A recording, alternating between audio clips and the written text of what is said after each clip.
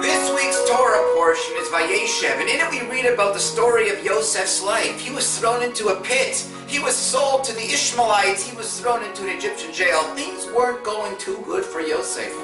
The Medrash tells us that before he left home, Yosef's father, Yakov, taught him Torah. Not any Torah. The Medrash tells us that Yakov taught his son Yosef the Torah he learned at the yeshiva of Shem and Eber. The question is asked, why does Yakov teach the Torah to Yosef that he learned at Shem and Eber?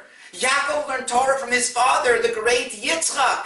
He also learned Torah from his great-grandfather, Abraham. Why is it that Yakov specifically chose to teach Yosef the Torah he learned at the yeshiva of Shem and Eber? And it's explained that Yakov prophetically knew that Yosef was going to go and have a hard time. He was going to be in the jail and the Egyptian lifestyle and the morality and the challenges and the tests. Yakov knew that.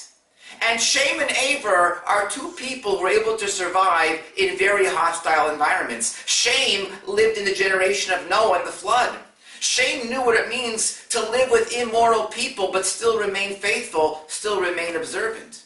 Eber too, he lived in the generation that built that Tower of Babel that tried to rebel against God. Eber too, he knew what it meant to live among very, very difficult people, challenging people, but still remain faithful to God and to Torah. Yakov knew Yosef would have similar challenges, and Yakov knew that Yosef needed the tools, the keys, to remain faithful in the hostile Egyptian environment.